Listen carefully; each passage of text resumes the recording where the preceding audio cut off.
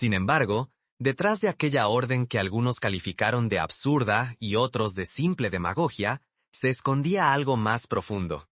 Había una estrategia oculta, un plan tan temerario como premeditado, tejido en los silencios y en los sueños de un país cansado de esperar milagros externos.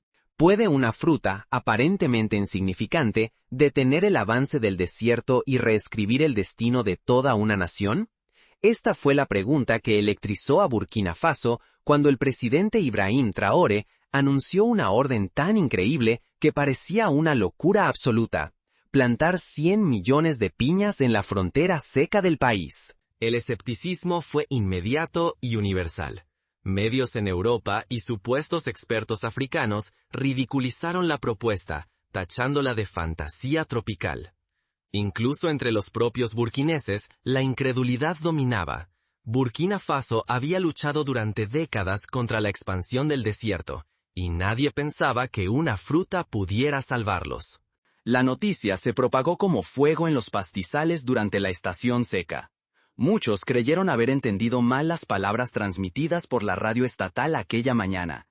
Otros se rieron abiertamente en los mercados y en las plazas. Piñas en pleno Sahel.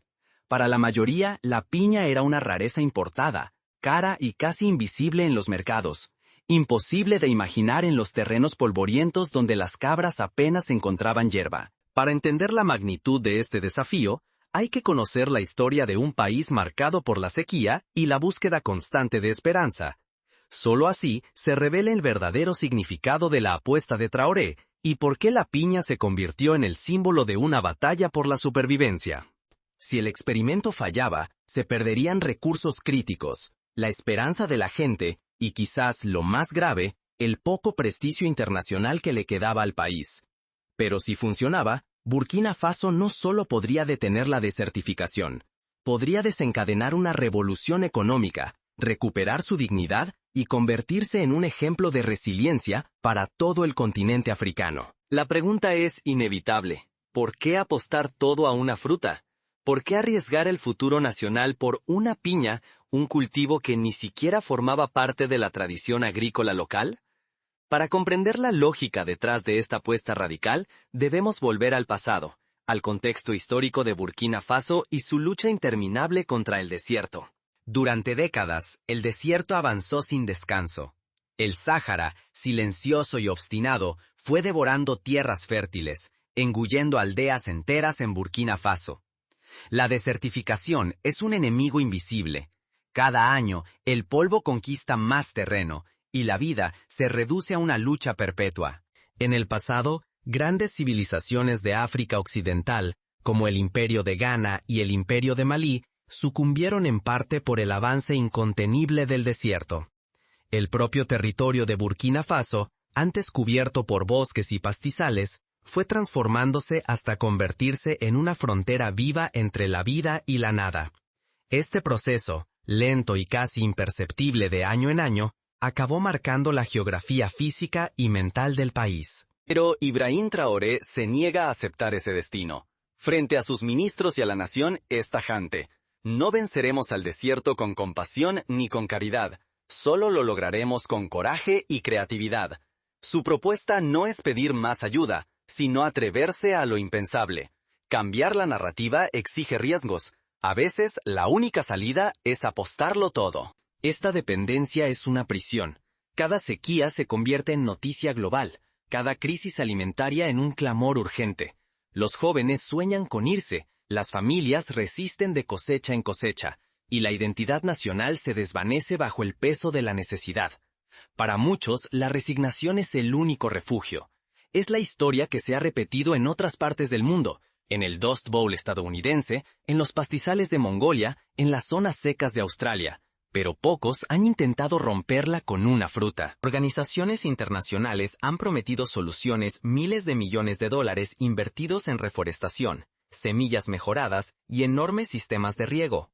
Ejemplos como la Gran Muralla Verde Africana, un ambicioso corredor de árboles que debía frenar el Sáhara, desde Senegal hasta Djibouti, ocuparon titulares durante décadas. Sin embargo, el desierto no se inmuta. Los proyectos se suceden, las cifras crecen, pero la arena sigue cubriendo los cultivos. Burkina Faso parece condenada a la escasez, atrapada en el papel de víctima y en la dependencia externa. La decisión de Traoré desafía todo lo establecido y obliga a la nación a replantear su futuro. Comienza así una carrera contrarreloj entre la esperanza y la duda, entre la tradición y la innovación, entre la memoria de la escasez y la visión de la abundancia. El peligro es urgente y tangible. Si nada cambia, lo que está en juego es el alimento diario, la permanencia en la tierra propia y la dignidad de todo un pueblo. Seguir igual significa más hambre, más migración forzada y una identidad aún más debilitada. Pero atreverse a cambiar implica lanzarse al vacío, enfrentando dudas internas y burlas externas. La piña es mucho más que un fruto. Es muro, bandera y oportunidad. Cuando Ibrahim Traoré propuso plantar 100 millones de piñas en la frontera del desierto con la sabana, muchos lo tildaron de soñador imprudente. ¿Por qué este fruto, casi desconocido en Burkina Faso, sería la clave para frenar al Sahara? Por eso, cuando Traoré anuncia su plan de plantar 100 millones de piñas en la frontera entre el desierto y la sabana, el país entero se estremece. ¿Por qué elegir una fruta extraña, costosa y casi desconocida, donde incluso el mijo falla? La respuesta va más allá de la agricultura. Es una apuesta que mezcla ciencia, economía y sobre todo psicología colectiva. Es, en cierta medida, un acto de fe y una declaración de guerra contra la resignación. La respuesta vive en la naturaleza misma de la piña. Resiste climas extremos y su follaje espinoso atrapa la humedad, abrazando la tierra al amanecer. Protege el suelo contra la erosión, ancla la arena y desafía al viento. Donde otras plantas sucumben a la sequía, la piña sobrevive. Donde el agua es un lujo, sus hojas limitan la evaporación. Así se convierte en aliada invencible contra la desertificación. El plan trascendió lo agrícola y se volvió movimiento nacional. Soldados, mujeres, jóvenes y ancianos abrieron surcos juntos, turnando azadas y esperanzas bajo el sol despiadado. Plantar dejó de ser simple trabajo, se convirtió en ritual colectivo. Canciones, relatos y manos teñidas de tierra sellaban el compromiso. Cada brote era voto contra el destino, promesa de futuro. En cada aldea, los maestros de escuela enseñaban a los niños a cuidar las plantas como si fueran parte de la familia. Para entender mejor, basta mirar ejemplos históricos. En China, durante el siglo XX, algunas regiones áridas lograron frenar la desertificación mediante barreras vivas de plantas resistentes, como el saxaul, pero nunca con un cultivo que además ofreciera alimento y riqueza. En Costa Rica, el cultivo masivo de piña transformó la economía de regiones enteras, aunque con desafíos ecológicos distintos. Sin embargo, nunca antes se había intentado un muro vegetal de piñas en el borde del desierto más grande del planeta. Pero Traoré no solo soñó con muros verdes, visualizó una muralla triple, ecológica, nutricional y económica. La piña, rica en vitaminas, alimentaría a los niños y repararía cuerpos marcados por la escasez. Su piel áspera sería barrera viva ante las arenas. Su dulzura abriría mercados internacionales, generando empleo donde solo había abandono.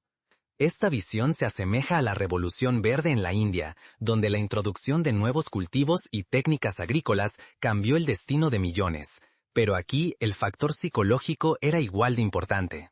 El país entero se movilizó. Cada plantón era un acto de resistencia cultural. Poetas, artistas y maestros lo convirtieron en epopeya, una muralla de dulzura contra el desierto y la resignación. Cuando las primeras piñas florecieron en la arena, el orgullo brotó más fuerte que cualquier crítica. El reto era titánico: suministrar millones de hijuelos, capacitar a miles de agricultores, coordinar brigadas de jóvenes y crear viveros comunitarios en cada región. El riesgo era alto. Fracasar podía reafirmar el fatalismo nacional, pero lograr siquiera un 30% de éxito sería una revolución. Millones de piñas alimentando niños, proveyendo ingresos y transformando la imagen del país ante sí mismo y ante el mundo. Los escépticos abundaban. Temían que los suelos pobres y la falta de agua aniquilaran el sueño antes de ver frutos. Recordaban casos como el del algodón en Uzbekistán, que acabó por arruinar el mar de Aral, o la fiebre del caucho en el Congo, que trajo riquezas y tragedias. Pero la narrativa cambió. La piña dejó de ser apuesta agrícola y se volvió emblema de una nueva identidad. Los medios estatales transmitieron jornadas de siembra, y la imagen de coronas verdes infinitas se hizo viral, despertando primero curiosidad y luego participación masiva. Para enfrentar estos retos, se crearon alianzas con universidades locales y ONGs internacionales, que enviaron expertos en agronomía y desarrollo comunitario. Se organizaron talleres sobre técnicas de plantación en suelos arenosos, manejo eficiente del agua y control de plagas. Las radios rurales, el medio más popular de comunicación, transmitían consejos diarios y resolvían dudas en tiempo real. Se imprimieron manuales en idiomas locales para garantizar que el conocimiento llegara a todos los rincones. Cuando el desierto embiste, la resistencia de Burkina Faso se convierte en espectáculo nacional y en apuesta colectiva. Escuelas compitieron por ver quién lograba la mayor supervivencia de plantas, y los mercados locales se inundaron de recetas innovadoras con piña, desde guisos hasta postres y jugos energéticos. Pero detrás de los campos verdes, nuevas amenazas se gestaban. El éxito inicial atrajo miradas externas y desató tensiones inesperadas. Empresas multinacionales comenzaron a mostrar interés en acaparar tierras, mientras gobiernos vecinos estudiaban el modelo con escepticismo y envidia. La presión política y económica aumentaba con cada cosecha exitosa. En el primer año, la batalla fue directa contra la naturaleza. Tormentas de arena sepultaron hileras enteras de piñas bajo metros de polvo. En los respiros del viento, el ganado hambriento de aldeas cercanas cruzaba las barreras improvisadas y devoraba hojas y brotes. Y cuando la esperanza asomaba, la sequía se hacía interminable. Semanas sin una sola gota de lluvia, grietas profundas abriéndose en la tierra, y miles de jóvenes plantas muriendo bajo el sol inclemente. El país entero seguía el drama cada tarde por la radio. Pero Ibrahim Traoré, lejos de rendirse, convirtió cada desastre en un acto colectivo. Convocó a brigadas de rescate, soldados, agricultores, estudiantes y madres, todos levantando barreras de ramas, tapando grietas, cubriendo raíces con mantos de hojas secas.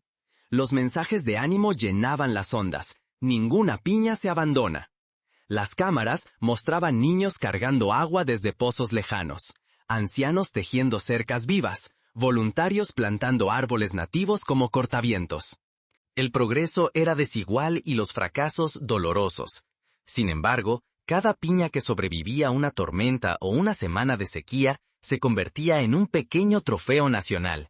Las personas colgaban fotos de sus primeras frutas en los mercados y redes sociales, símbolo de una resistencia que trascendía lo agrícola. La moral del país fluctuaba con la salud de las plantaciones. Si las piñas resistían, Burkina Faso también.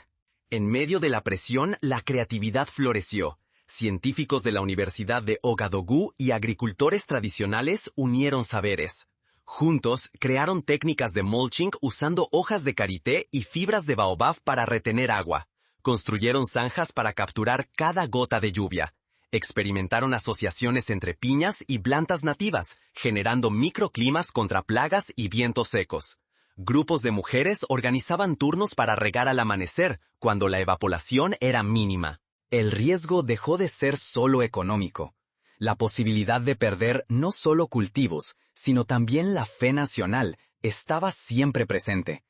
Pero mientras mayor era la amenaza, más fuerte crecía la identidad colectiva. Gente de todos los rincones hablaba ya de nuestra muralla de dulzura, y cada historia de una piña salvada era celebrada como una victoria en el campo de batalla.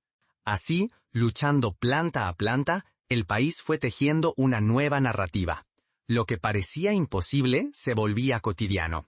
La resiliencia dejó de ser promesa y se transformó en cosecha, sudor y orgullo. Pero la verdadera prueba aún estaba por llegar.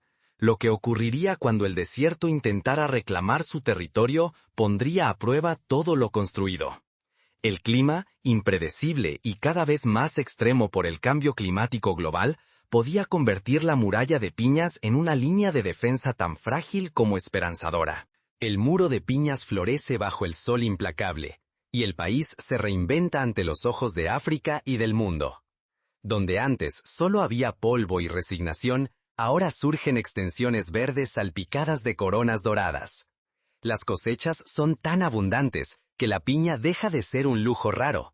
Ahora es desayuno, merienda y parte de cada mercado, un alimento cotidiano, accesible y lleno de vitaminas para millones. La transformación económica se siente en cada rincón.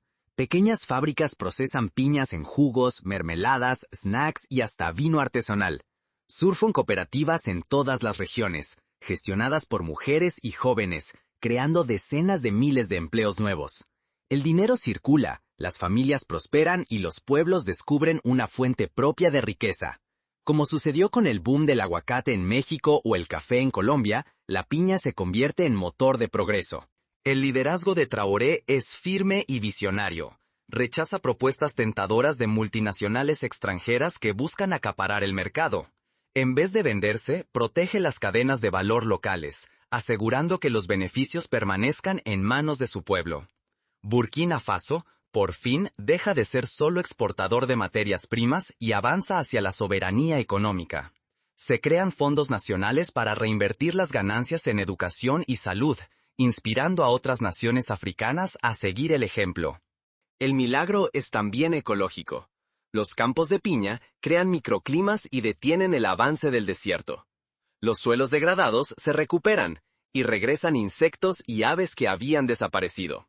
La biodiversidad revive en zonas donde la vida parecía extinta. La esperanza brota junto con los nuevos tallos.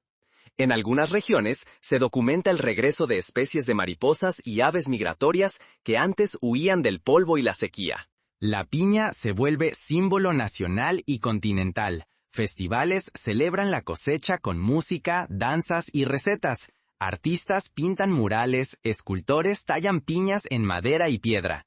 Poetas y músicos adoptan la muralla de dulzura como emblema de resiliencia y orgullo panafricano. Se organizan concursos de poesía y competencias de cocina en torno a la piña, uniendo tradiciones antiguas con el nuevo símbolo nacional.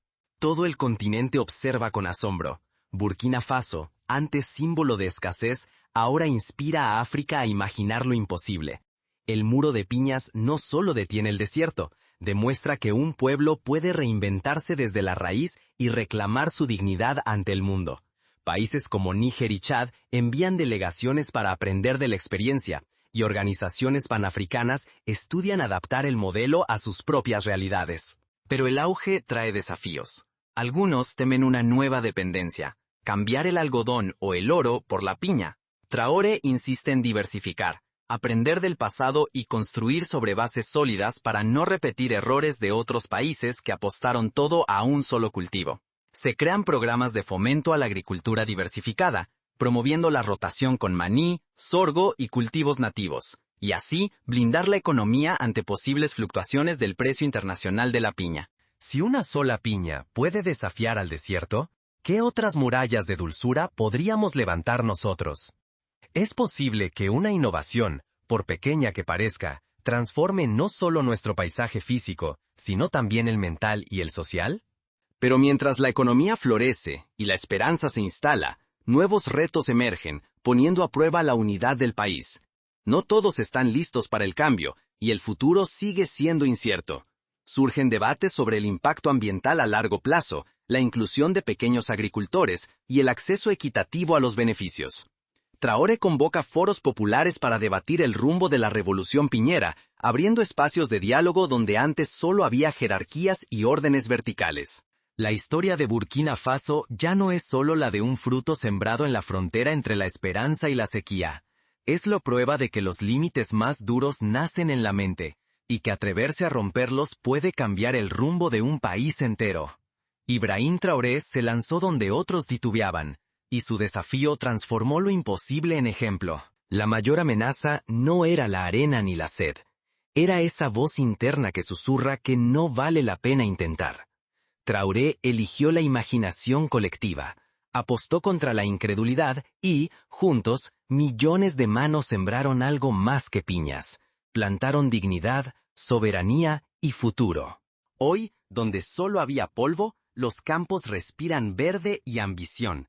Las exportaciones crecen, los empleos brotan, la autoestima nacional florece. Pero el milagro real es mental. Burkina Faso dejó de verse como víctima para reconocerse como arquitecta de su propio destino. El mayor riesgo que enfrentamos, tú y yo, es permitir que la incredulidad decida por nosotros.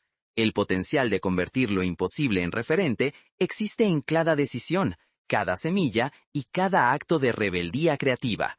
Si una muralla de dulzura frenó el avance del Sahara, ¿qué límites podríamos romper si desafiamos nuestros propios paradigmas? Y esa es la verdadera revolución. La de creer que, incluso en la frontera más árida, una idea audaz puede echar raíces y florecer. Porque lo que está en juego no es solo el futuro de un país, sino la valentía de imaginar y construir otro destino. El círculo se cierra cuando la incredulidad se convierte en acción, y la acción en esperanza colectiva. Quizás no todos tengamos un desierto literal que frenar, pero todos enfrentamos fronteras invisibles, historias heredadas, causas que parecen perdidas. Tal vez ha llegado el momento de preguntarnos, ¿cuál es la piña imposible que necesitamos plantar en nuestra vida, en nuestra comunidad, en nuestro mundo?